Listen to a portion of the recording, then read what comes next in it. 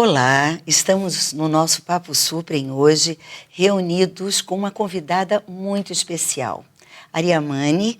Ariamane, é uma alegria ter você aqui conosco, seja bem-vinda.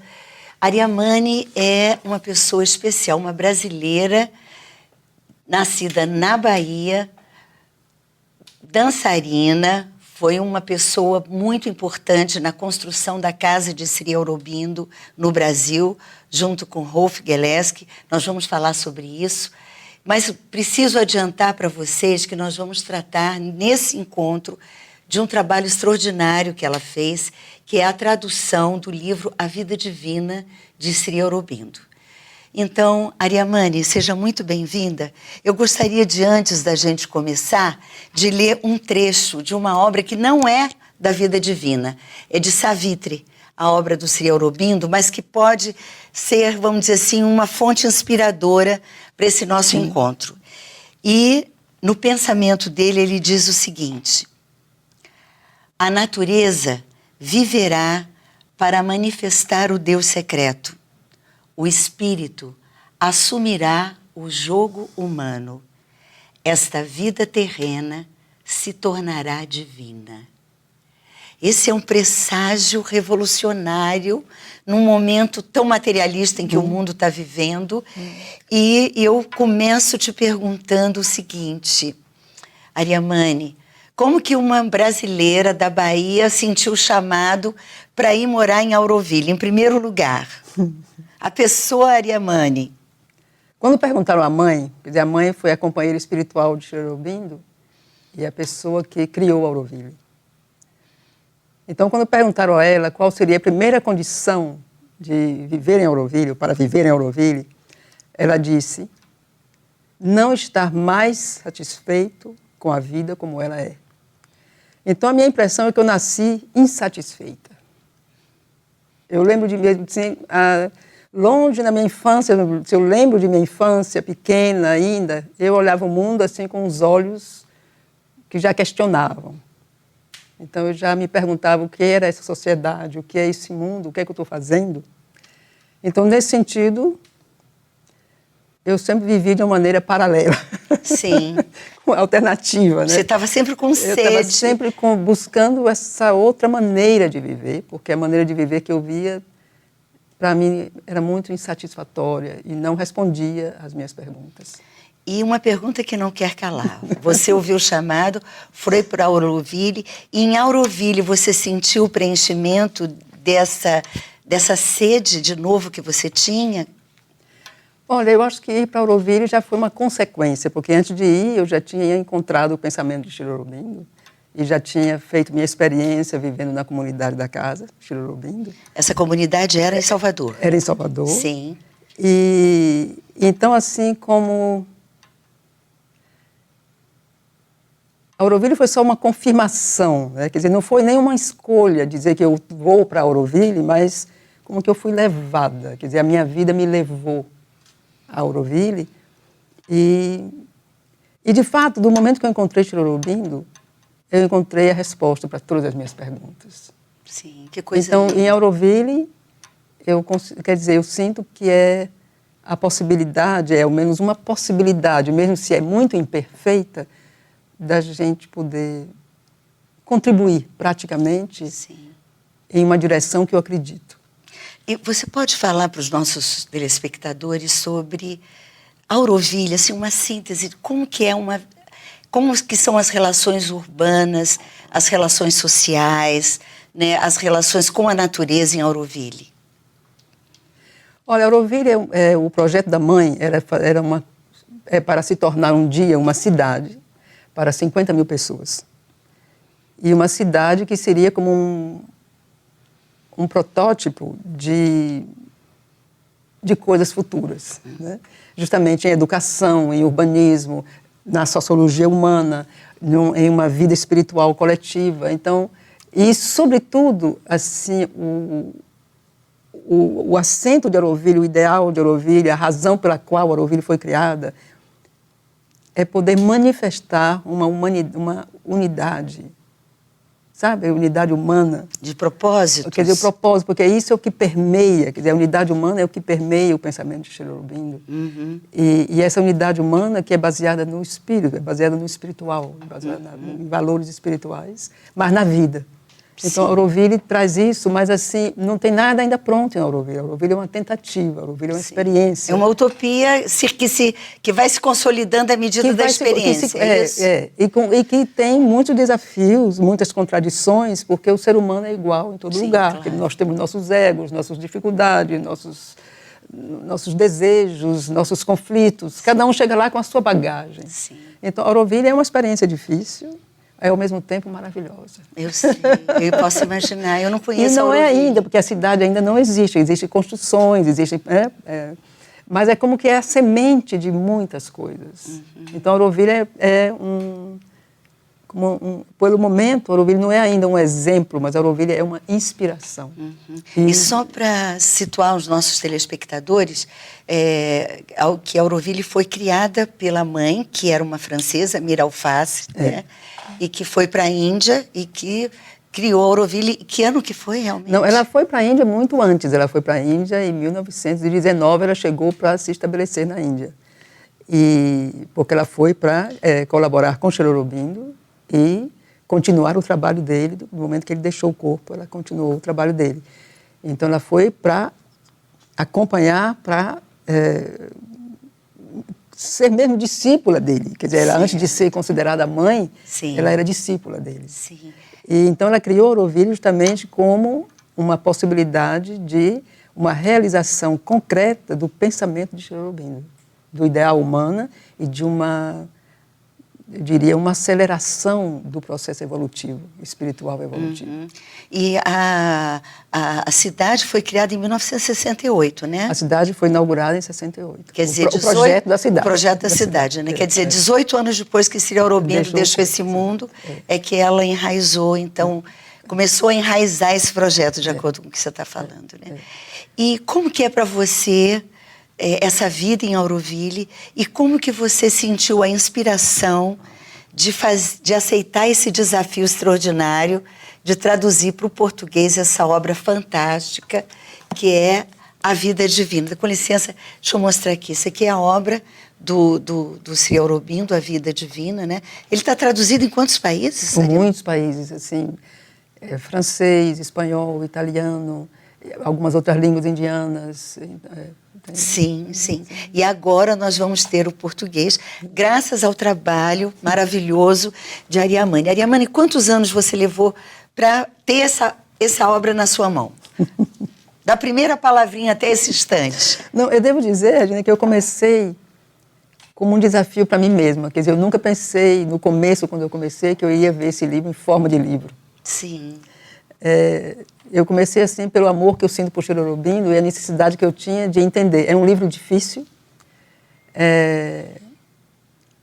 mas que é como um chamado. Você tem esse livro não é um livro anônimo, quer dizer, é uma presença. Então, assim, ele sempre ficava ali, assim, do meu lado, né, fazendo parte da minha vida, Sim. E como um desafio. Então, eu disse, bom, eu vou começar trabalhando para traduzir ele. Então, comecei a tradução para mim. Que lindo. E pouco a pouco, é como se o livro foi se apoderando de mim. Sabe? Assim que foi. Lindo. E eu fui entrando e foi muito poderoso, porque assim, eu levei talvez 5 ou 6 anos para traduzir. E eu escrevo à mão. Então, eu escrevi tudo isso à mão e aí digito. Quer dizer, eu primeiro escrevo à mão e digito. Então, isso foi um processo assim alquímico, isso eu digo também na introdução, né? Foi um processo muito alquímico e que aos poucos foi, eu não diria transformando, mas foi me mudando, porque a linguagem de Sri Aurobindo realmente é mântrica, é esse poder vibratório, é o poder da palavra no sentido mais antigo, quer dizer, a palavra tem um poder e a palavra de Sri Aurobindo tem um grande poder. Então, assim, eu não sei, eu digo isso também, eu não sei se eu consegui isso na tradução, porque isso é no original, quer dizer, ele tem isso no original. Eu tentei ser honesta, né? Então, a tradução levava, assim, 5 ou 6 anos, e daí os outros anos foram dedicados à revisão. Ou seja, 10 anos, então. 10 anos, até um pouquinho mais, eu diria. Mas foi assim, 10 anos a gente pode considerar como... Na numerologia, 10 anos é que é o início, né? Que é justamente agora esse novo momento em que as pessoas vão poder... Então, eu gostaria de pedir a você, Ariamani, um desafio que eu vou te propor.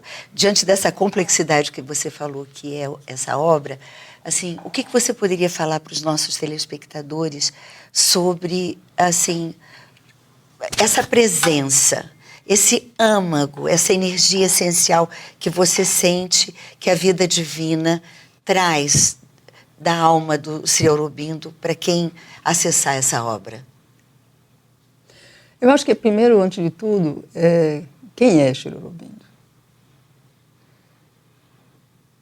Difícil falar quem é Sri Aurobindo, porque houve momentos na história onde certos seres especiais, uma linguagem mais, que não é a linguagem comum, eles tomaram um corpo, digamos, eles se encarnaram, né, na Terra.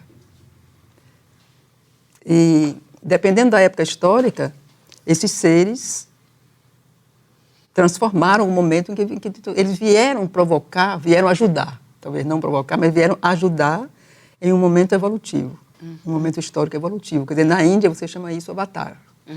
Quer dizer, os grandes avatares, o momento deles, você pode observar, se você for estudar profundamente a história dos avatares, você vai ver que eles trouxeram uma grande mudança. Veio um momento onde era uma passagem evolutiva. Depois da passagem deles, nada mais era igual. Né? Sim. E, então, assim, eu considero Sri Aurobindo o avatar do nosso tempo. E o que ele trouxe, essa mensagem que ele traz, e Sri Aurobindo não é, quer dizer, normalmente o avatar, no caso assim, falando de Sri Aurobindo, não é só essa imagem, quer dizer, não é a foto. Sim, claro. Mas Sri Aurobindo é uma ação. Então, essa ação que ele é, sobretudo, a ideia da unidade humana, do um. Mas a unidade humana não é a unidade entre Regina e Ariamani, mas a unidade nossa com o Criador. Com a consciência cósmica. Então, é com esse Criador, com essa consciência superior, que nós somos unidos, porque nós somos umas, né? Sim. Com essa criação. Então, é como na Índia, o Criador e a criação não são duas coisas. Sim. Eles são uma coisa. Tem até, eu anotei aqui, assim, me preparando para esse encontro com você, né, para trazer para os nossos telespectadores algumas coisas. Então, tem uma frase que é bem convergente com isso que você acaba de dizer. Eu vou terminar esse nosso bloco com essa frase. Diz assim: se no múltiplo buscamos com insistência o um, é para retornar com a bênção e a revelação do um, confirmando a si mesmo o múltiplo.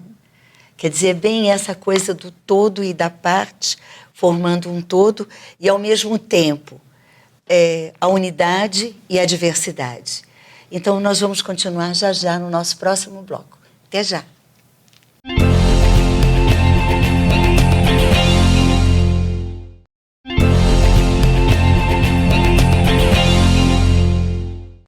Estamos de volta com o nosso programa Papo Supre e hoje estamos aqui com uma convidada maravilhosa que está trazendo uma contribuição fantástica para nós brasileiros, que é a Ariamani, porque ela é a tradutora do livro de Sri Aurobindo, A Vida Divina. É a primeira obra de Sri Aurobindo em português, não é isso, Ariamani? Obra completa, sim.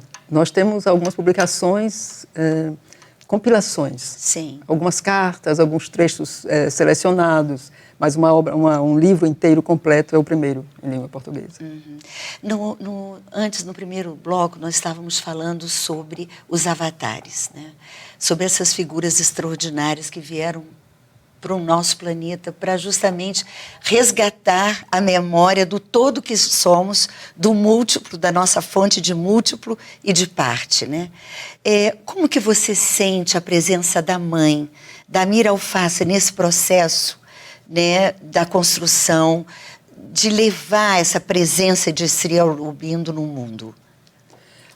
Isso é muito interessante, assim, a gente acentuar, porque até então a realização espiritual era muito ligada a essa dualidade entre o espírito e a matéria. Então, assim, a realização espiritual era cada vez mais abandonar a matéria e realizar o espírito.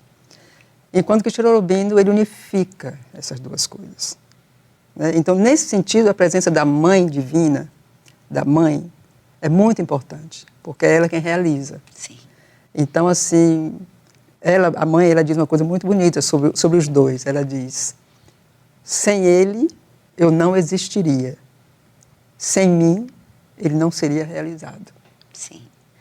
Então, é como isso na Índia você tem muito, isso é a criação, quer dizer, o Purusha e a Shakti. Né? Então, você tem sempre essas que são mas que na manifestação ela é aquela que realiza, ela é quem materializa, ela é quem cria. Quer dizer, a Shakti divina é a criadora.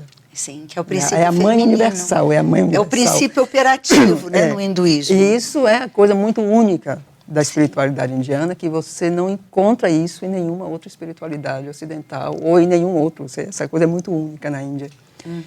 E então, assim, para a gente, a mãe, ela foi isso, quer dizer, ela criou o ashram de Sri Aurobindo em Pondicherry, criou no sentido de que a presença dele estava lá, mas ela foi quem deu forma, ela criou escolas, ela criou indústrias, ela criou pousadas, ela criou educação física, coisas que antes não existiam em nenhum ashram. Eu sei. Quer dizer, ela, então, quer dizer, se de um lado ela também trouxe esse feminino forte, por outro lado ela também tinha um masculino assertivo na realização, que é o aspecto da organização. Da organização, né? Né? Organização, criação, organização e criar esse todo. Então, o fato de se manifestar nesses dois ao mesmo tempo é como cria essa união completa, onde não há dualidade. Sim. Porque ele é ela e ela é ele, né? Quer dizer, os dois são um.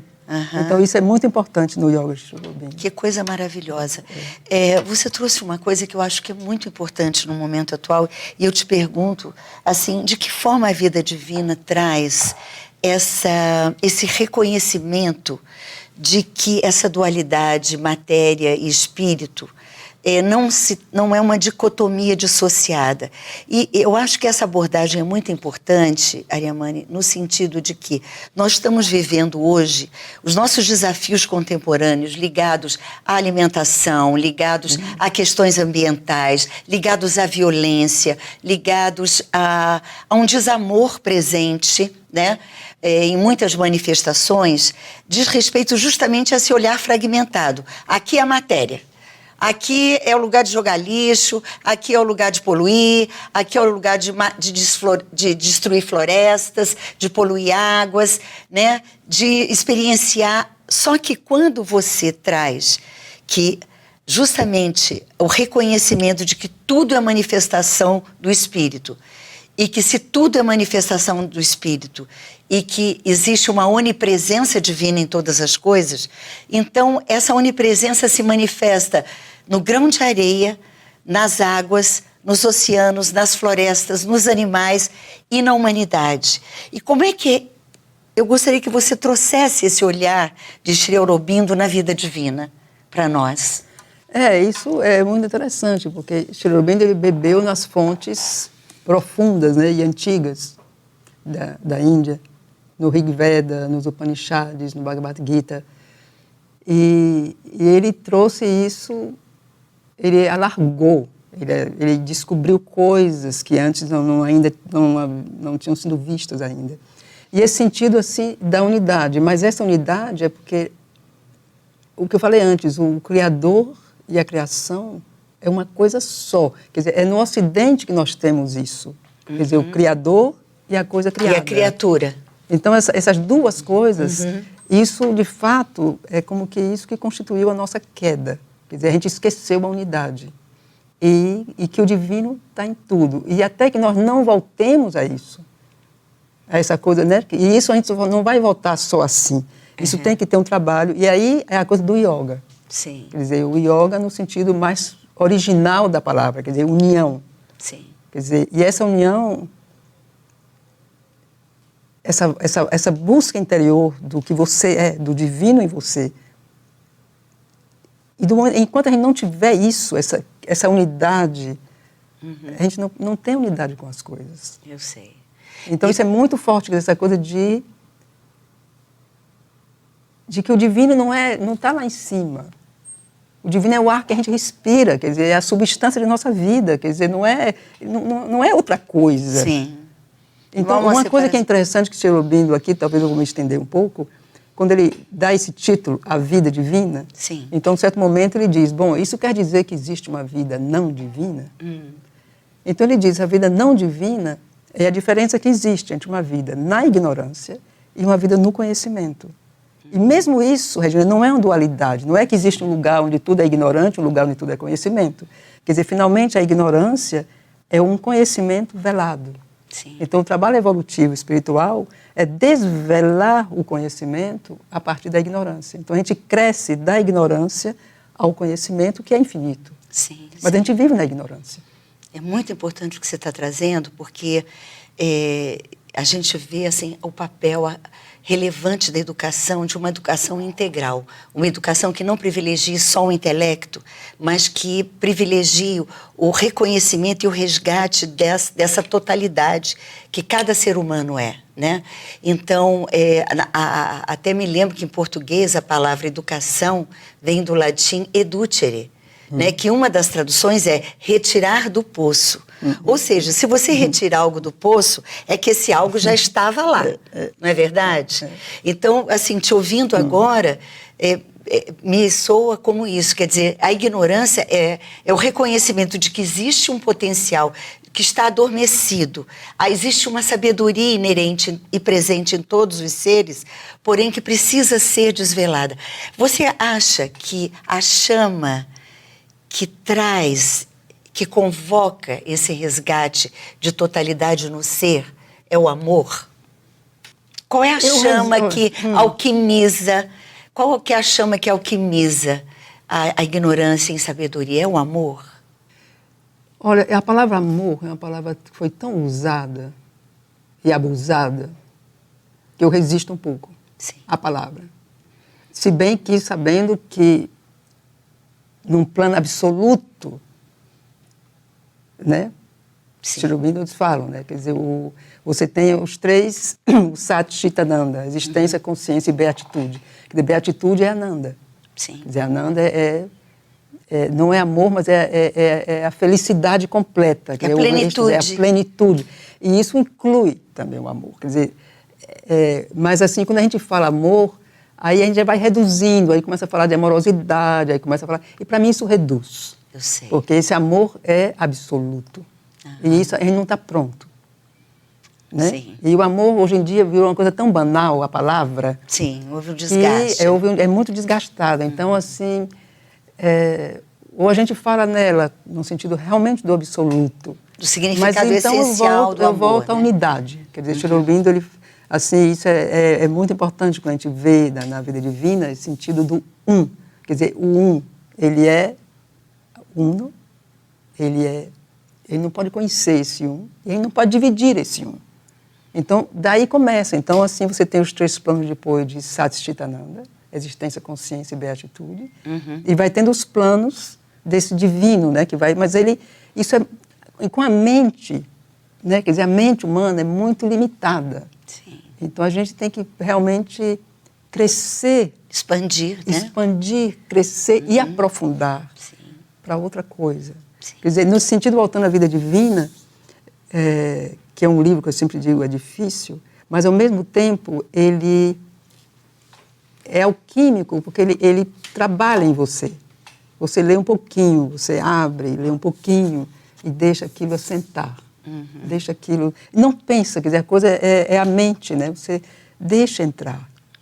Então, é uma coisa vibratória, quer dizer, ele vai entrando. E o pensamento de Sri Aurobindo também é muito particular. É a maneira dele pensar, porque ele pensa de maneira muito esférica, quase como uma espiral, sabe? Sim. Assim, toma um tema e aí desenvolve e leva você para outra coisa. Aí você pensa que já esqueceu o que ele disse antes, e aí ele recomeça. Então, como se a gente tivesse que aprender a pensar, sabe? A gente tem que aprender a pensar. Não basta saber ler português. Eu sei. Tem que abrir a mente. Aí tem que abrir a mente. Para que outras possibilidades... E voltando à primeira citação que você fez, essa coisa dessa mudança mesmo física, eu ousaria dizer Sim.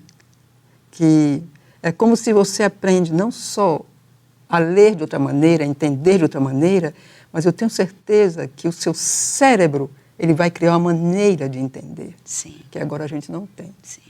Então, talvez, assim, te ouvindo, me vem... porque existe uma visão, né, em relação à educação para o terceiro milênio, que traz que a gente, para desenvolver assim, uma educação integral, que a gente tem que desenvolver a razão, né, a sensação, quer dizer, o conhecimento, né, a sensação, quer dizer, reconhecer a gente como ser sensorial, como ser que se alimenta, que toma água, que toma sol, que tem demandas, que somos ser de relação com a vida terrena, a sensibilidade, quer dizer, desenvolver os sentimentos, né, o amor, a ternura, o respeito, os valores e a intuição.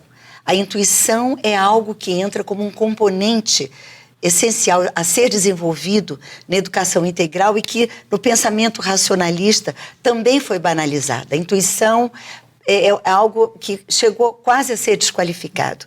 Então, ouvindo você, me parece que a Vida Divina, essa obra do Sri Aurobindo, é uma obra que ela convida a essa abertura também, a um espaço intuitivo para que entre um espaço de esvaziamento de uma cognição, para que entre um novo, entre esse saber. É isso, Ariamane? Eu acho que seria mais ou menos isso, mas ao mesmo tempo é como se a gente tem que dar um pulo.